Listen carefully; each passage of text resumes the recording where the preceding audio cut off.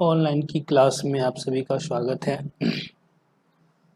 आज हम लोग नंबर सिस्टम शुरू करने वाले हैं और नंबर सिस्टम का हम लोग पहला टॉपिक आज हम लोग ले रहे हैं क्लासिफिकेशन, वर्गीकरण। नंबर सिस्टम में बहुत सारे टॉपिक है, एक एक करके सारे टॉपिक पे हम लोग बात करेंगे। ठीक है, तो सबसे पहले हम लोग देखते हैं क्लासिफिकेशन, यानी जो हमारा नंबर है उसको कितने भागों में बांटा गया है उस पर हम लोग बात करेंगे। तो क्लासिफिकेशन में सबसे पहले आप देख सकते हैं नेचुरल नंबर, जिसको हम लोग प्राकृतिक संख्या बोलते हैं। प्राकृतिक संख्या, ये आपको मालूम होगा, काउंटिंग नंबर को हम लोग नेचुरल नंबर बोलते हैं और काउंटिंग नंबर 1 से स्टार्ट होता है, तो 1 2 3 4 से लेकर इनफाइनाइट तक ये सारे के सारे नेचुरल नंबर हो जाएंगे। ठीक है, सेकेंड आपका है होल नंबर, पूर्ण संख्या।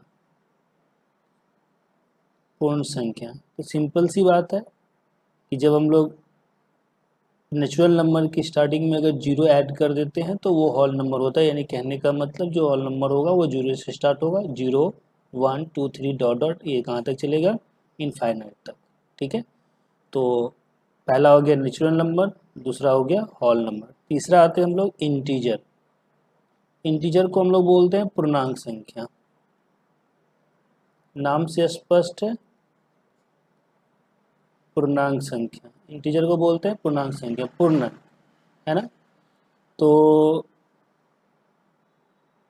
माइनस इन्फिनिटी से लेकर प्लस इन्फिनिटी तक जितने भी पूर्ण अंक होते हैं उसको हम लोग पूर्णांक संख्या कहते हैं। जैसे एग्जांपल में ले सकते हैं माइनस इन्फिनिटी डॉट डॉट -2 -1, फिर आपका जीरो आ गया, फिर जीरो के बाद 1 2 3 प्लस इन्फिनिटी तक। क्लियर है। अब इसी का इसको हम लोग अलग अलग पार्ट में डिवाइड करते हैं, जैसे कि आप देख सकते हैं -1 -2 से लेके माइनस इन्फिनिटी तक, इसको हम लोग बोलते हैं नेगेटिव इंटीजर, क्योंकि सब में माइनस लगा हुआ। फिर 1 2 3 से लेके डॉट डॉट प्लस इन्फिनिटी तक के जो टर्म होते हैं उसको हम लोग बोलते हैं पॉजिटिव इंटीजर। क्लियर है। और जब जीरो को पॉजिटिव इंटीजर के साथ इंक्लूड करते हैं इसको बोलते हैं नॉन नेगेटिव इंटीजर। इसमें बहुत जगह आप देखेंगे कि इसको दो ही पार्ट में बांटा जाता है, positive integer, negative integer. Zero को दोनों में डाल दिया जाता है, तो आप उस तरीके से भी ले सकते हैं। ये था आपका पूर्ण संख्या। नेक्स्ट है आपका रेशनल नंबर, जिसको हम लोग बोलते हैं परिमेय संख्या। परिमेय संख्या है ना। तो परिमेय संख्या का क्या डिफिनीशन है कि परिमेय संख्या है जिसको p/q के रूप में, p/q के रूप में लिख सकते हैं, और जो q है ये नीचे हर जो दिख रहा है वो जीरो के बराबर नहीं होना चाहिए। क्लियर है। जैसे एग्जांपल हमने कुछ लेके रखा है 5/1 -2/1 0/1 है ना, या 1.5 है, जिसको आप डेसिमल हटाओगे तो नीचे 10 आ जाएगा। ये सब के सब आपका क्या होंगे, रेशनल नंबर। क्लियर है, परिमेय संख्या। उसके बाद आता है आपका डेसिमल। ठीक है, डेसिमल यानी जो दशमलव वाला नंबर होता है उसको हम लोग दो भाग में डिवाइड करते हैं, टर्मिनेटिंग जिसको हम लोग शांत दशमलव बोलते हैं, नॉन टर्मिनेटिंग जिसको हम लोग अशांत दशमलव बोलते हैं। शांत दशमलव का मतलब क्या हुआ, जैसे कि 1/2 ये 0.5 तक रहेगा, इसके आगे नहीं बढ़ना है। 1/4 0.25 रहेगा, इसके आगे नहीं बढ़ना है। 1/8 यानी 1 में 8 से डिवाइड करेंगे तो 0.125 आएगा, इसके आगे नहीं बढ़ना है। इसलिए इसको हम लोग टर्मिनेटिंग यानी शांत दशमलव कहते हैं। और जो टर्मिनेटिंग डेसिमल होगा उसको हम लोग रेशनल नंबर भी कहेंगे। क्लियर है, ये चीज़ ध्यान में रखेंगे। उसके बाद नॉन डेसिमल का जो सेकेंड पार्ट है नॉन टर्मिनेटिंग, जिसको हम लोग अशांत दशमलव बोलते हैं, जैसे 1/3 दिखने में परिमेय संख्या है, डिजिटल नंबर है 1/3 परिमेय संख्या। अब इसका अगर हम देखते हैं तो परिमेय संख्या, अब इसका डेसिमल में चेंज करेंगे तो 0.333 ये आता रहेगा। 1/6 को अगर आप डिवाइड करेंगे 1 में 6 से तो 0.1666 आता रहेगा। इस तरीके से ये कंटिन्यू बढ़ता रहेगा, ये पूरा का पूरा कभी कटेगा नहीं, है ना। तो इसी नॉन टर्मिनेटिंग को क्या किया गया है कि दो भाग में फिर से बांटा गया है। एक को हमने डाल दिया रेकरिंग आवर्ती, और दूसरे को हमने डाल दिया नॉन रेकरिंग। क्लियर है, अनावर्ती। रेकरिंग का मतलब हो गया कि जो पॉइंट के बाद जो भी डिजिट आ रहे हैं वो बार बार रिपीट कर रहा है। जैसे कि यहाँ पे 3 3 रिपीट कर रहा है, यहाँ पे आप देख सकते हैं 4 4 5 4 5 रिपीट कर रहा है। लेकिन अगर हम √2 की बात करें तो ये 1.41 और आगे भी बहुत सारे नंबर होंगे लेकिन रिपीट नहीं करेगा। √3 का अगर आप डिवाइड करोगे, स्क्वायर रूट निकालोगे तो 1.732 समथिंग समथिंग आता रहेगा, तो ये भी आपका रिपीट नहीं करेगा। तो जो डेसिमल के बाद कभी कटे भी नहीं, कंटिन्यू चलता रहे और रिपीट भी ना करे तो वो नॉन रेकरिंग में आ गया, और जो रिपीट करे वो रेकरिंग में आ गया। तो टर्मिनेटिंग वाला रेशनल नंबर तो होगा ही होगा, क्लियर है। टर्मिनेटिंग वाला आपका रेशनल नंबर फाइनल है। लेकिन साथ ही साथ जो नॉन टर्मिनेटिंग वाला पोर्शन है, जो आपका नॉन टर्मिनेटिंग का पोर्शन है, उसको जो दो भाग में हमने बांटा, रेकरिंग और नॉन रेकरिंग, तो जो रेकरिंग वाला पार्ट है वो आपका रेशनल नंबर के अंदर आ जाएगा, और जो नॉन रेकरिंग वाला पार्ट है वो आपका इरेशनल नंबर के अंदर आ जाएगा। तो ये डिवीजन पार्ट है, क्लियर है। तो डेसिमल का दो भाग हो गया, टर्मिनेटिंग नॉन टर्मिनेटिंग, दो भाग हो गया, टर्मिनेटिंग नॉन टर्मिनेटिंग। टर्मिनेटिंग आपका रेशनल नंबर के अंदर आ जाएगा, नॉन टर्मिनेटिंग दो पार्ट में आ जाएंगे, रेकरिंग नॉन रेकरिंग। रेकरिंग वाला जो पार्ट होगा वो आपका रेशनल नंबर में आ जाएगा, और नॉन रेकरिंग वाला जो पार्ट होगा वो आपका इरेशनल नंबर में आ जाएगा, क्लियर है। चलिए आगे चलते हैं हम लोग। अब उसी का एक शॉर्ट फॉर्म में हमने पूरा चार्ट बना के रखा है, जो आप ध्यान में रखेंगे। सबसे पहले जो हमारा रियल नंबर है, वास्तविक संख्या है, उसको दो भाग में बांटते हैं। एक हमारा रेशनल नंबर परिमेय संख्या, इरेशनल नंबर अपरिमेय संख्या। रेशनल नंबर को दो भाग में हमने बांटा, एक हमारा इंटीजर आ गया और दूसरा डेसिमल आ गया, क्लियर है। डेसिमल को हमने दो भागों में बांटा, टर्मिनेटिंग डेसिमल और नॉन टर्मिनेटिंग डेसिमल, क्लियर है। और नॉन टर्मिनेटिंग डेसिमल में जो रेकरिंग वाला पार्ट होगा वो इसके अंदर आ जाएगा, क्योंकि वो रेशनल नंबर के अंदर आता है, क्लियर है। फिर इंटीजर के अंदर होल नंबर के अंदर नेचुरल नंबर। अब बाकी जितना भी पार्ट है वो सब नेचुरल नंबर के नीचे आ जाएगा, इवन ऑड प्राइम को प्राइम सारा। और इरेशनल नंबर में जो आपका नॉन टर्मिनेटिंग डेसिमल है, उसमें नॉन टर्मिनेटिंग डेसिमल में जो नॉन रेकरिंग वाला पोर्शन है वो आपका इरेशनल नंबर में आ जाएगा, क्लियर। तो ये छोटा सा पार्ट हो गया। चलिए आगे देखते हैं हम लोग इसी। अब हमारा आता है टॉपिक है conversion of decimal into p/q form, यानी हमको जो डेसिमल का पोर्शन होगा उसको p/q के फॉर्म में देगा। तो जो हमारा टर्मिनेटिंग डेसिमल शांत दशमलव है तो उसको p/q के फॉर्म में चेंज करना बहुत आसान है। जैसे कि मान लीजिए 1/5, इसको चेंज करना है तो लिख सकते हैं 15/10, यानी ये डेसिमल हटा तो 1 आया, और डेसिमल के बाद जितने डिजिट है उतना 0 डाल देते, ये आ जाएगा। लेकिन जो हमारा रेकरिंग वाला डेसिमल होता है उसे चेंज करने के लिए हमें थोड़ा वर्क करना पड़ता है, स्टेप हमें यूज करना पड़ता है। तो उसी पे हम लोग अभी बात करेंगे। जैसे कि मान लीजिए एक एग्जांपल हमने लिया है 0.3333, इसको आप लिख सकते हैं, ऐसा भी दे सकते हैं 0.3 पे रेकरिंग लिखा होगा, या आपको ऐसा भी दिख सकता है, कहीं पे ऐसा पॉइंट होगा ऊपर में, तो सब चलेगा। तो इसको हम लोग कैसे p/q के फॉर्म में करेंगे, तो स्टेप याद रखेंगे। सबसे पहले हम इस पूरे पार्ट को y मान लेंगे, तो y इक्वल टू ये हो गया। अब हमें क्या करना है, आप ये देखेंगे डेसिमल के बाद जो रिपीट हो रहा है टर्म, क्लियर है, जो टर्म हमारा रिपीट कर रहा है वो कितने डिजिट का है। तो आप देख सकते हैं सिर्फ सिंगल डिजिट है ना, 3 रिपीट हो रहा है, तो सिंगल डिजिट है तो आप क्या करेंगे, ऊपर वाले में 10 से मल्टीप्लाई कर देंगे, इस इक्वेशन में पहले वाले में। जैसे ही आप 10 से मल्टीप्लाई करेंगे तो ये 10y हो जाएगा, और चूंकि आप 10 से मल्टीप्लाई कर रहे हैं तो एक डेसिमल एक अंक आगे चले आएगा, तो ये हो गया 3.333। अब ये जो मल्टीप्लाई करने का प्रोसेस है, ये मल्टीप्लाई हम लोग क्यों करते हैं, तो सिंपल सी बात है, ध्यान इसलिए करना पड़ता है क्योंकि पहला जो सब इक्वेशन था y इक्वल टू 0.33, और दूसरा में हमने 10 से मल्टीप्लाई किया इसलिए क्योंकि डेसिमल के बाद पहले वाले इक्वेशन में 0.33 है, तो नीचे जो आपने किया है वहाँ भी डेसिमल के बाद सेम 33 आना चाहिए, जिससे कि उसको माइनस करने में ईजी हो जाए। तो हमने कुछ वैसा ही किया। अब दोनों को एक दूसरे के साथ माइनस कर देंगे। जैसे माइनस करेंगे तो 10y में से y माइनस किया 9y हो गया, और 3.33 में से 0.33 माइनस हुआ, ये सब 0 0 0 0 हो जाएगा, और ये 3 आ जाएगा। तो 9y इक्वल टू क्या हो गया 3, तो y इक्वल टू 1/3, यानी हमारा जो 0.33 का p/q फॉर्म था वो आ गया 1/3, क्लियर है। तो अब आपको समझ में आ गया होगा, इसी बेस पे आप अगला कर सकते हैं। जैसे कि हमने लिया है 0.454545 है ना। तो अब यहाँ पे देख सकते हैं कि जो रिपीट वाला टर्म है वो 45 यानी 2 डिजिट वाला है। तो 2 डिजिट वाले में सिंपल है, हम लोग 100 से मल्टीप्लाई करेंगे।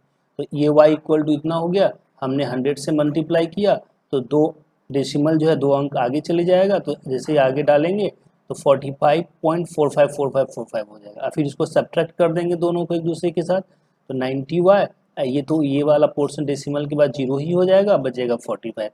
तो y इक्वल टू हो गया 45/99 मीन्स 5/11, यानी इसका जो फ्रैक्शन होगा वो हमारा 5/11 हो जाएगा। क्लियर। चलिए नेक्स्ट देखते हैं। चलिए अगला क्वेश्चन आप देख सकते हैं, यहाँ पे है 0.1 आ गया, उसके बाद 666 रिपीट कर रहा है। कोई बात नहीं, यहाँ जो रिपीट जो कर रहा है वो जो डिजिट है वो एक ही डिजिट है, 6 सिंगल डिजिट वाला रिपीट कर रहा है। तो सबसे पहले आप इक्वेशन फर्स्ट में 10 से मल्टीप्लाई कर दीजिए, ठीक है। जैसे ही आप 10 से मल्टीप्लाई करोगे तो 10y हो गया, क्लियर, और एक अंक आगे खिसक जाएगा तो 1.6666 ये आ जाएगा। तो ये हो गया समीकरण फर्स्ट में, हमने 10 से मल्टीप्लाई किया तो समीकरण सेकेंड मिल गया, क्लियर। अब आप एक चीज़ ध्यान में देंगे कि अगर हम फर्स्ट और सेकेंड पे ही काम करें तो सब सॉल्यूशन संभव नहीं है, क्योंकि यहाँ पे पॉइंट के बाद 1 6 है, जबकि यहाँ पे पॉइंट के बाद 6 है, तो अभी नहीं चलेगा। तो नहीं चलेगा तो क्या करेंगे कि जो हमारा समीकरण सेकेंड है दोबारा से फिर से इसमें 10 से मल्टीप्लाई कर देंगे, है ना। जैसे ही 10 से मल्टीप्लाई करेंगे तो ये 100y हो जाएगा, और ये डेसिमल एक और आगे चले जाएगा तो 16.66 हो जाएगा, समीकरण थर्ड। अब अगर हम 2 और थर्ड की बात करें तो यहाँ देखिए पॉइंट के बाद 666 आ रहा है, यहाँ भी पॉइंट के बाद 66 आ रहा है, तो बैलेंस है। तो कहने का मतलब इस दोनों समीकरण पे काम करना है, दोनों को सब्ट्रैक्ट करना है। सब्ट्रैक्ट करेंगे तो ये हो जाएगा 90y, और ये वाला आपका आ जाएगा 16 में से 1 माइनस करेंगे 15, तो y इक्वल टू हो गया 15/90 मीन्स 1/6, क्लियर है। तो कहने का मतलब इसका जो हमारा फ्रैक्शन पार्ट होगा वो 1/6 हो जाएगा। तो इस तरीके से आप फ्रैक्शन में इजी वे में कन्वर्ट कर सकते हैं। जैसे आप ये देख सकते हैं यहाँ पे 1 2 3 आ रहा है, और यहाँ जो रिपीट वाला है वो सिंगल डिजिट 3 का है, तो सेम प्रोसेस है। y इक्वल टू माने फर्स्ट में हम 10 से मल्टीप्लाई करेंगे, है ना, सेकेंड में हम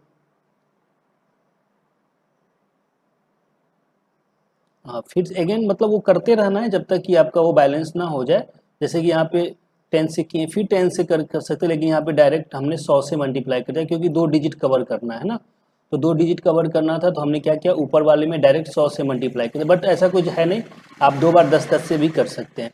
तो 100 से कर दिए तो 100y हो गया, या क्योंकि 100 से कर रहे हैं तो 2 डेसिमल 2 अंक आगे जाएगा, तो 12.33 ऐसा आ गया, है ना। अब आप देख सकते हैं कि ये इक्वेशन सेकेंड हो गया 100 से करने के बाद।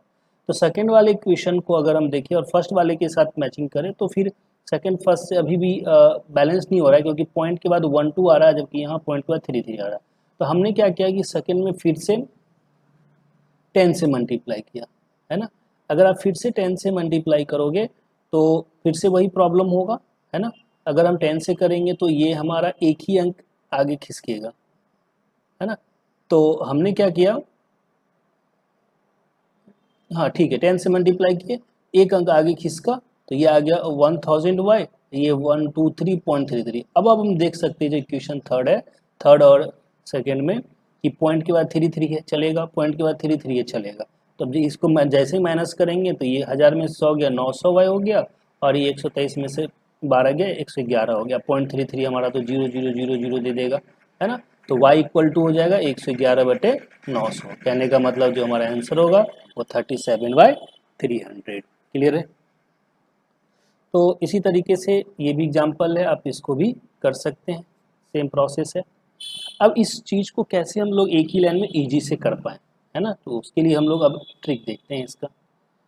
ये तो आपका प्रोसेस हो गया। अब इसको एक ही लाइन में करने के लिए क्या करना है, जैसा कि हम कुछ एग्जाम्पल हमने यहाँ पे दे रखा है, उस एग्जाम्पल के थ्रू आप चीज़ों को समझ सकते हैं। जैसे आप देख सकते हैं 0.33 हमने ऊपर किया था, तो बस आपको 0.33 को इस फॉर्म में ऐसा लिख लेना है, रेकरिंग वाले पोजीशन पे हमने लिख लिया। अब आपको करना क्या है कि देखना ये है कि पॉइंट के बाद जो भी डिजिट हैं, पॉइंट के बाद जो भी नंबर आपको दिख रहे होंगे वो सारे नंबर आप अंश में डाल दो, यानी ऊपर लिख दो। क्लियर है, पहला स्टेप हो गया। उसके बाद ये देखना है कि डेसिमल के बाद जितने भी डिजिट दिख रहे हैं आपको कितने डिजिट पर रैकरिंग है। तो आप देख सकते हो सिंगल डिजिट पर रैकरिंग है, तो जितने डिजिट पे रैकरिंग होगा उतना 9 नीचे रख दो। तो हमने एक ही है तो एक 9 नीचे रख दिया, आंसर आ गया 1/3। सिंपल प्रोसेस है। अब जैसे कि 0.45 है तो हमने क्या किया कि बट्टा किया, पहले बट्टा करना है। दशमलव के बाद जो भी डिजिट है 45 हमने ऊपर रख दिया। अब हमने देखा कि दशमलव के बाद कितने पर रैकरिंग है, तो 2 पे रैकरिंग है, 99 हमने डाल दिया, तो ये हमारा आंसर हो गया। इसको कट कर लेंगे। उसी तरह से आप देख सकते हैं 1 2 3 1 2 3 करके ऐसा डॉट डॉट चल रहा है। यहाँ पे आपको करना क्या है कि 0.123 के ऊपर रैकरिंग चल रहा है, तो सिंपल प्रोसेस है, आप बट्टा कर लो, डेसिमल के बाद जो भी नंबर दिख रहा है वो आप लिख लो, और कितने के पर रैकरिंग है, 3 पे रैकरिंग है, तो 3 9 नीचे आ जाएगा, ये हमारा आंसर हो जाएगा। बहुत ईजी है। आप जैसे देख सकते हो इसको कैसे एक लाइन में करना है। 0.1666 ऐसा चल रहा है, तो इसको कैसे लिख सकते हो आप, 0.1 और 6 बार बार रिपीट हो रहा है तो 6 पे रैकरिंग। अगेन वही काम आपको करना है, बट्टा डालना है, डेसिमल के बाद जो भी डिजिट आपको दिख रहे हैं वो लिख लो। यहाँ पे ये 16 आ गया। अब क्या करना है कि जिस पे रैकरिंग नहीं है, 1 पे रैकरिंग नहीं है, तो 1 ऊपर से माइनस कर लेना है। ठीक है, अब जितने पर रैकरिंग है उतना 9 डाल दो, और जितने पे रैकरिंग नहीं है उतना 0 डाल दो। क्लियर है, ये आ जाएगा 15/90 यानी 1/6। बहुत ईजी सा, इस तरीके से आप कैलकुलेशन कर सकते हो ईजी से। क्लियर है, तो ये था हमारा जो रैकरिंग वाला डेसिमल होगा उसको कैसे p/q के फॉर्म में लिखेंगे। चलिए अब हम लोग आगे बढ़ते हैं। नेक्स्ट जो हमारा क्लासिफिकेशन का पार्ट है वो ऑड और इवन। चलिए तो ऑड और इवन पे बात करते हैं। तो इवन नंबर मालूम है, सिंपल, जब हम 2 से डिवाइड करेंगे तो लिव्स अ रिमाइंडर ऑफ 0। जब भी आप किसी भी इवन नंबर में 2 से भाग देंगे तो वो रिमाइंडर 0 ला के देगा। कहने का मतलब 2 से पूरा पूरा वो डिविजिबल होगा, विभाजित हो जाएगा। इसका जनरल फॉर्म क्या है, 2 × n या 2 × m, यानी 2 × n, 2 × m मतलब n के जगह आप कुछ भी रखो लेकिन पीछे 2 रहना चाहिए, वो हमारा इवन नंबर हो जाएगा। जैसे जो एग्जाम्पल है वो 0 2 4 6 8 10 इस तरह से चलता रहे। उसी तरह से अगर ऑड नंबर की बात करेंगे तो divide 2 leaves a remainder of 1, यानी जब हम लोग 2 से डिवाइड करेंगे तो जो हमारा रिमाइंडर होगा वो रिमाइंडर 1 होना चाहिए। अगर रिमाइंडर हमारा 1 हो गया तो इसका मतलब है कि वो नंबर जो हमारा है ऑड नंबर हो जाएगा। कहने का मतलब जो वो नंबर जो 2 से पूरा पूरा डिविजिबल ना हो। क्लियर है, जो हमारा ऑड नंबर का जो जनरल फॉर्म है वो है 2 × n+1 या 2 × n-1। क्लियर, यानी इस n की जगह कोई भी वैल्यू आप पुट कर सकते हो।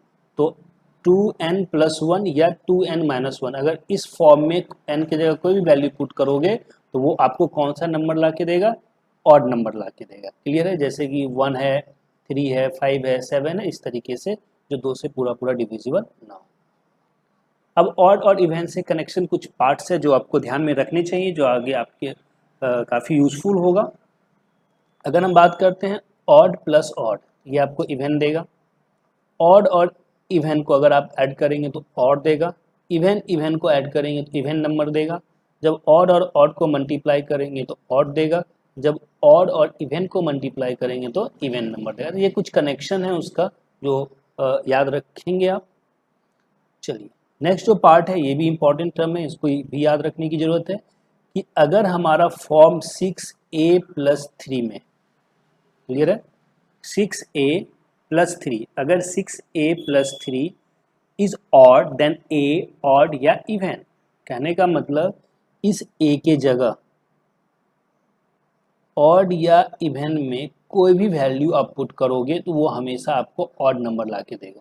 यानी 6a+3 में ऑड या इवन नंबर पुट करेंगे तो हमेशा आपको ऑड नंबर ला के देगा। जैसे कि हमने a की जगह 1 पुट किया तो 6 × 1 + 3 9 आ गया ऑड नंबर। अगर हमने 2 पुट किया तो 6 × 2 + 3 15 आ गया, ये भी ऑड नंबर है। तो कहने का मतलब 6a+3 के अंदर 6a+3 में a के जगह अगर ऑड या इवन में से कोई भी वैल्यू हम पुट करते हैं तो वो हमेशा आपको इवन या हमेशा ऑड नंबर ला के देगा। क्लियर है, अगला जो हमारा कनेक्शन है जो भी इम्पोर्टेंट है, जो आपको ध्यान रखने की ज़रूरत है, वो है 8a-4। तो जो हमारा 8a-4 है वो ऑलवेज इवन नंबर होगा। और कब होगा? तब होगा जब a का जो वैल्यू आप डालोगे वो इवन या ऑड होना चाहिए, यानी 8a-4 is even, then a even या ऑड, यानी a की जगह इवन या ऑड कुछ भी पुट करेंगे तो वो हमारा फाइनली इवन नंबर ला के देगा। जैसे आप देख सकते हैं कि a की जगह हमने 1 पुट किया, 8 मल्टीप्लाई 1 माइनस 4 4 इवन नंबर है। a की जगह हमने 2 पुट किया, 8 मल्टीप्लाई 2 माइनस 4 इक्वल टू 12, ये भी हमारा इवन नंबर है। क्लियर है, कोई दिक्कत नहीं है। चलिए, तो ये कनेक्शन याद रखिएगा इवन ऑड का। 6a+3 काफ़ी इंपॉर्टेंट है, 6a+3 और 8a-4, 8a-4 इवन नंबर है और 6a+3 ऑड नंबर है। क्लियर है।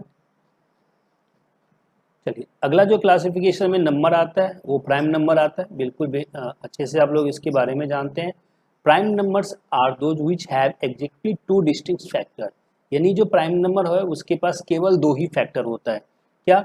एक होता है 1 और सेकेंड जो होता है वो होता है इटसेल्फ, यानी वो खुद। क्लियर है, यानी सिर्फ दो फैक्टर हो तो वो हमारा प्राइम नंबर होगा। जैसे अगर हम बात करें 1, ये प्राइम नंबर है? बिल्कुल नहीं है, क्योंकि 1 का सिर्फ 1 एक ही फैक्टर है। अगर हम 2 की बात करें तो 2 को कौन कौन डिवाइड करेगा? तो 1 डिवाइड करेगा 2 को और 2 खुद करेगा, है ना। इसका मतलब है कि इसके पास दो ही फैक्टर हैं, तो ये 2 हमारा प्राइम नंबर हो गया। अगर बात करें 3 का, तो ये 3 किससे डिवाइड होगा? 1 से होगा और 3 से होगा। क्लियर है, इसका मतलब इसका भी दो फैक्टर है तो ये भी प्राइम नंबर हुआ। लेकिन अगर हम 4 की बात करें तो 4 का फैक्टर देख सकते हैं आप, 1 है, 2 है और 4 है, इसके 3 फैक्टर हो गए। जब 3 फैक्टर होगा तो वो आपका प्राइम नंबर नहीं होगा, क्योंकि प्राइम नंबर के लिए दो ही फैक्टर होने चाहिए, तो ये हमारा नहीं हो। इस तरीके से ये चीज़ आप याद रखेंगे और 1 to 100 सारे प्राइम नंबर आप याद कर लेंगे। इसके टोटल 25 होते हैं, है ना। चलिए, नेक्स्ट है any prime number greater than 3। Any prime number greater than 3 can be represented in the form of 6n+1 6n-1, यानी जितने भी प्राइम नंबर हैं सिर्फ 3 से बड़ा, एक ही बचा नीचे आपका 2, तो 2 को छोड़ के 3 से बड़ा, यानी 2 और 3 ग्रेटर देन 3, 2 और 3 को छोड़ के बाकी जितने भी प्राइम नंबर हैं उसको रिप्रेजेंट करने के लिए हम लोग का फॉर्मूला होता है 6n+1 और 6n-1। n की जगह कुछ भी वैल्यू आप पुट करो उससे आपको प्राइम नंबर मिलता रहेगा। लेकिन बट आप देख सकते हैं अगर इसी 6n+1 और 6n-1 में अगर हम वैल्यू पुट करें 6n की जगह, तो ये हो गया 35, जो कि प्राइम नंबर नहीं है। अगर हम 9 पुट करें तो ये 55 हो गया, तो ये भी प्राइम नंबर नहीं है। तो कहने का मतलब any number written in form of 6n+1 और 6n-1 में और may not be a prime number. कहने का मतलब ये जो फार्मूला हुआ ये 100% ट्रू नहीं है, 100% ट्रू नहीं है ना। कभी कभी ये रॉन्ग हो जाता है और प्राइम नंबर नहीं मिलता है। क्लियर है, बट जितने भी प्राइम नंबर होते हैं वो सारा का सारा इसी फार्मूला से क्रिएट होगा। क्लियर। नेक्स्ट आते हैं हम लोग का कंपोजिट नंबर। इसके बारे में भी आपको मालूम है, composite number any natural number having more than 2 distinct factor. कहने का मतलब कंपोजिट नंबर वो नंबर होते हैं जिसके मिनिमम 3 फैक्टर होना चाहिए, है ना। मिनिमम 3 फैक्टर होना चाहिए, मैक्सिमम कितना भी हो सकता है, उसको हम लोग कंपोजिट नंबर कहते हैं। जैसे कि अगर हम कंपोजिट नंबर की बात करेंगे 1 नहीं होगा क्योंकि एक ही फैक्टर है, 2 नहीं होगा इसका 2 ही फैक्टर है, 3 नहीं होगा, 4 होगा क्योंकि इसका कितने फैक्टर हो गए, 1 2 3, मिनिमम 3 होना चाहिए, मैक्सिमम कुछ भी हो सकता है, ये चलेगा। 5 का नहीं होगा क्योंकि इसका 2 ही फैक्टर है। 6 1 2 3 6 इस सबसे डिविजिबल, यानी इसके 4 फैक्टर है, इसका मतलब है कि 6 भी हमारा कंपोजिट नंबर है। क्लियर है, यानी जिसके 2 से ज़्यादा फैक्टर हो या मिनिमम 3 फैक्टर हो तो उसको हम लोग क्या बोलते हैं, कंपोजिट नंबर बोलते हैं। क्लियर है।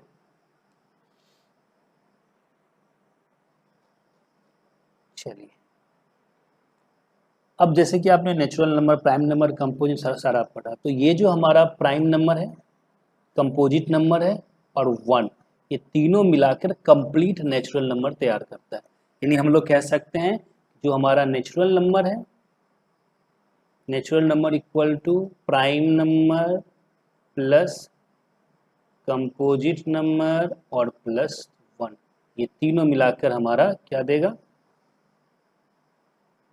Natural number. यानी नेचुरल नंबर में प्राइम नंबर आ गया, कंपोजिट नंबर आ गया और 1 आ गया, ये तीनों मिला के हमारा कंप्लीट क्रिएट कर देगा नेचुरल नंबर। यानी नेचुरल नंबर को आप 3 भाग में डिवाइड कर सकते हो, जिसमें फर्स्ट प्राइम नंबर होगा, कंपोजिट नंबर होगा और 1 अकेले सिंगल रह जाएगा। क्लियर। चलिए नेक्स्ट नंबर देखते हैं, काफ़ी इंपॉर्टेंट है, को प्राइम नंबर। इसको हम लोग कहते हैं शाह आभास संख्या। A pair of number are said to be a co-prime number if they do not have any factor in common except one। यानी ऐसा कोई भी पेयर लेना है दो डिजिट का जिसका कोई भी फैक्टर ना हो, सिर्फ 1 छोड़ के, या आप डायरेक्टली ये कह सकते हो कि वैसा नंबर जिसका HCF 1, कोई भी दो नंबर जिसका HCF 1 है, ऐसा कह सकते हो। अगर ऐसा है तो वो आपका को प्राइम नंबर होगा। जैसे 2 और 4 को प्राइम नंबर नहीं है क्योंकि इसका HCF कितना आ जाएगा, 2, है ना। अब हम कह सकते हैं 2 और 3 ये को प्राइम नंबर है क्योंकि इसका HCF 1 आ जाएगा। अगर फैक्टर के हिसाब से सोचे तो आप देख सकते हैं 2 का 1 और 2 फैक्टर है, आप देख सकते हैं कि 1 और 2 है, जबकि 4 का 1 2 3 4 है। इसमें अगर कॉमन की बात करें तो 2 भी कॉमन है, 1 भी कॉमन है, लेकिन जो कोई भी फैक्टर नहीं होना चाहिए, सिर्फ 1 छोड़ के कॉमन नहीं होना चाहिए। तो आप देख सकते हैं यहाँ पे 1 और 1 सिर्फ 1 ही कॉमन है, बाकी तो है नहीं। या आप ऐसे सोच सके या HCF के थ्रू सोचे, कोई प्रॉब्लम नहीं है, ये हमारा को प्राइम नंबर हो गया।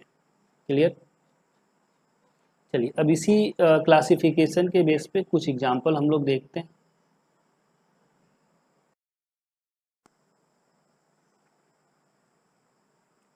तो चलिए कुछ एग्जाम्पल पे हम लोग बात करते हैं। जैसे फर्स्ट क्वेश्चन आप देख सकते हैं, इफ 0 पॉइंट AB पे रैंकिंग है इक्वल टू 5/11 एंड A और B are single digit natural number, then A plus B equal to what, है ना। तो सबसे पहले रैंकिंग वाला तो सॉल्यूशन कर लेना हमको कि पॉइंट AB पे रैंकिंग है, तो इसका मतलब डेसिमल के बाद वाला ऊपर में AB वैसे ही रहेगा। दो डिजिट पे रैंकिंग है तो 2 9 आ गया, इक्वल टू 5/11 दिया हुआ है, ये आपका कट गया 9 टाइम्स में, तो AB इक्वल टू कितना हो गया, 45। अब आपको सोचना है कि AB की जगह कौन सा वैल्यू रखे तो 45 हो जाए, तब जाके A प्लस बी का वैल्यू निकाला। तो क्या है पहला कंडीशन कि सिंगल डिजिट नेचुरल नंबर होना चाहिए, A और B सिंगल डिजिट होना चाहिए। तो उसके लिए सिंपल सी बात है, आपको A की जगह 4 रखना पड़ेगा और B की जगह 5 रखना पड़ेगा, तभी तो जाके A की जगह 4 B की जगह 5 रखेंगे तो ये 45 हो जाएगा, है ना। और दोनों को ऐड करेंगे तो 9, हमारा आंसर आ जाएगा 9। चलिए एक क्वेश्चन और है इसी के बेस पे नेक्स्ट, ये भी इम्पोर्टेंट क्वेश्चन है आपका। क्वेश्चन ये रहा कि point AB multiply n is an integer, ध्यान रखेंगे इंटीजर नंबर है, पूर्णांक। A and B are single digit natural number, है ना, इंटीजर नंबर भी है और सिंगल डिजिट नेचुरल नंबर भी है। यानी इंटीजर और प्लस में नेचुरल नंबर। तो इंटीजर का मतलब ये ध्यान रखेंगे कि जो भी वैल्यू होगा वो पॉजिटिव लेना पड़ेगा। क्यों पॉजिटिव लेना पड़ेगा, क्योंकि यहाँ सिंगल डिजिट नेचुरल नंबर है, नेचुरल नंबर नेगेटिव में होता नहीं, और सिर्फ यहाँ इंटीजर बोल रहा है। तो इंटीजर बोलने का मतलब पॉजिटिव नेगेटिव दोनों हो गया, लेकिन आगे क्लियर कर दिया कि नेचुरल नंबर होगा, तो इसका मतलब ये इंटीजर पॉजिटिव इंटीजर ही लेना है, नेगेटिव नहीं लेना है। क्वेश्चन का मतलब हो गया।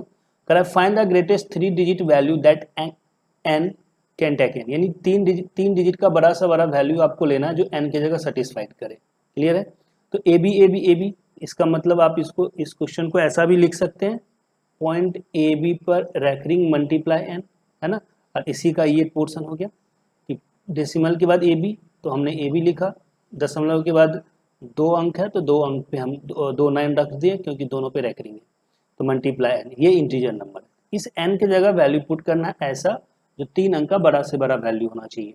तो इस तरह से आप देख सकते हैं 99 इंटीजर नंबर लेना है। तो इंटीजर नंबर का मतलब क्या, पूर्ण अंक होना चाहिए, और पूर्ण अंक के लिए ये जो नीचे 99 है ये यहाँ नहीं रहना चाहिए। अगर ये नहीं रहेगा तो इसके लिए आपको 99 तो रखना ही पड़ेगा, है ना। तो 99 मल्टीप्लाई 1 रखिए, 99 मल्टीप्लाई 2, 99 मल्टीप्लाई 3, इस तरह से आगे बढ़ते रहेंगे। तो जब हम 99 मल्टीप्लाई 10 और 99 मल्टीप्लाई 11 पे आएंगे तो हमारा आंसर आ जाएगा 99 मल्टीप्लाई 10, क्योंकि ये 3 डिजिट का बड़ा से बड़ा नंबर है, 990 हो जाएगा। लेकिन अगर 11 से मल्टीप्लाई करेंगे तो ये फिर आपका 4 डिजिट में आ जाएगा, है ना। इस n की जगह हम लोग को रखना पड़ेगा 990, जिससे कि ये 99 से इसे कटेगा तो इंटीजर नंबर भी हो जाएगा, नेचुरल नंबर भी हो जाएगा और इजी वे में आंसर भी आ जाएगा। क्लियर है। चलिए नेक्स्ट देखते हैं हम लोग। अगर इसी का लिस्ट डिजिट नंबर निकालना है लिस्ट वाला, तो लिस्ट वाले में क्या आ जाएगा 99 मल्टीप्लाई 1। तो अगर हम 99 मल्टीप्लाई 1 यानी 99 रखेंगे तो सिर्फ ए भी रहेगा। चलिए नेक्स्ट क्वेश्चन है, in how many ways can 60 be written as product of two coprime number, two coprime natural number. यानी 60 को कितने तरीके से लिख सकते हैं, नेचुरल नंबर, दो नेचुरल नंबर का, लेकिन को प्राइम नंबर होना चाहिए। तो को प्राइम नंबर का डिफिनेशन मालूम है, HCF 1 होगा, है ना। तो 60 को 1 गुना 60, 2 गुना 30, 3 गुना 20, 4 गुना 15, 5 गुना 12, 6 गुना 60। अब देखते हैं किसका HCF 1। तो अगर हम बात करें तो 1 गुना 60 इसका HCF 1 होगा, तो ये को प्राइम नंबर में आ जाएगा। 2 और 30 का HCF 1 नहीं होगा, 3 और 20 का HCF 1 होगा, 4 15 का HCF 1 होगा, फिर 5 12 का HCF 1 होगा, 6 60 का HCF 1 नहीं होगा। इसका मतलब है कि 1 2 3 और 4 हमारा आंसर आ जाएगा, 4 पेयर बनेंगे। ठीक है, 4 तरीके से लिख सकते हैं। को प्राइम नंबर पे बेस्ट क्वेश्चन हो गया। नेक्स्ट है, if P is prime number, P हमारा प्राइम नंबर है, ग्रेटर देन 3, जो 3 से बड़ा है, क्लियर है, then what would be remainders if P is divided by 6।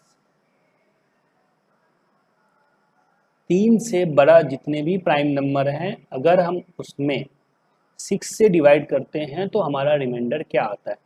तो 2 3 प्राइम नंबर, 5 7 11 13 17 19, ये सब हमारा प्राइम नंबर है जिसमें 3 से बड़ा लेना है। तो 2 को और 3 को लेना नहीं है। तो 5 7 11 13 17 19, अगर हम इसमें 6 से डिवाइड करते हैं तो रिमाइंडर क्या आता है। अगर 6 से डिवाइड करेंगे रिमाइंडर 5, यहाँ 6 से डिवाइड करेंगे 1, यहाँ करेंगे तो 5, यहाँ करेंगे तो 1, यहाँ करेंगे तो 5, यहाँ करेंगे तो 1। तो देख सकते हैं कि जो रिमाइंडर आता है या तो 5 आता है या तो 1 आता है। तो ये चीज़ याद रखेंगे नोट में कि 6n+1 में अगर हम 6 से डिवाइड करेंगे तो रिमाइंडर आएगा 1। ये आपने पहले ही देख चुका है कि 6n+1 और 6n-1 ये हमारा प्राइम नंबर का फॉर्मूला है। और जब 6n-1 में 6 से डिवाइड करेंगे तो ये रिमाइंडर हमेशा क्या देगा, 5। तो ध्यान रखेंगे कि जो हमारा प्राइम नंबर है, 2 और 3 से बड़ा जितने भी प्राइम नंबर है, अगर हम उसमें 6 से डिवाइड करते हैं तो रिमाइंडर हमेशा 1 और नहीं तो 5 आता है। क्लियर। चलिए अगला क्वेश्चन है ये, what will be the remainder when sum of square of all prime number greater than 3 but less than 100 is divided by 6। यानी जितने भी हमारे प्राइम नंबर है 3 से बड़ा, अगर उसके स्क्वायर में अगर 6 से डिवाइड करते हैं तो हमारा रिमाइंडर फाइनली क्या आता है। तो 3 से बड़ा लेना है तो 2 और 3 ले नहीं सकते, तो 5 है, 6 है, 11 है, 13 17 19 डॉट डॉट ऐसा करके कुछ भी लेंगे, है ना। तो हम लोग अगर देखें तो फिर उसका रिमाइंडर क्या आएगा। तो जैसा कि 6n+1 का होल स्क्वायर 6 और 6n-1 का होल स्क्वायर में अगर 6 से डिवाइड करेंगे तो रिमाइंडर क्या आता है, 1।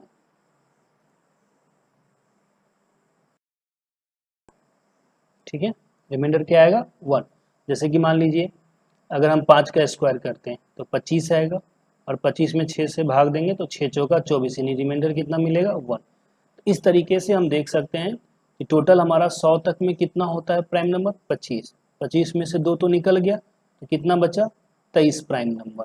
तो 23 प्राइम नंबर बचा, तो 23 टोटल 23 प्राइम नंबर में अगर सिंगल सिंगल हम 6 से डिवाइड करते जाएं तो हर एक में रिमाइंडर 1 1 1 मिलता रहेगा। इसका मतलब ये जो रिमाइंडर 1 है कितनी बार मिलेगा, 23 बार। तो टोटल कितना हो गया, 23, और इसको अगेन फिर 6 से डिवाइड कर देंगे तो फाइनली आंसर क्या आ जाएगा 5। क्लियर है? चलिए, तो ये था हमारा क्लासिफिकेशन का पार्ट और जिसके बेस पे कुछ एग्जाम्पल भी हम लोगों ने देखा, इसको आप अच्छे से देखिएगा, समझिएगा और हमारे चैनल को सब्सक्राइब कर लीजिएगा, लाइक शेयर कीजिएगा अगर आपको अच्छा लगे तो। ठीक है, फिर हम लोग भी मिलते हैं नंबर सिस्टम के नेक्स्ट वीडियो में। धन्यवाद।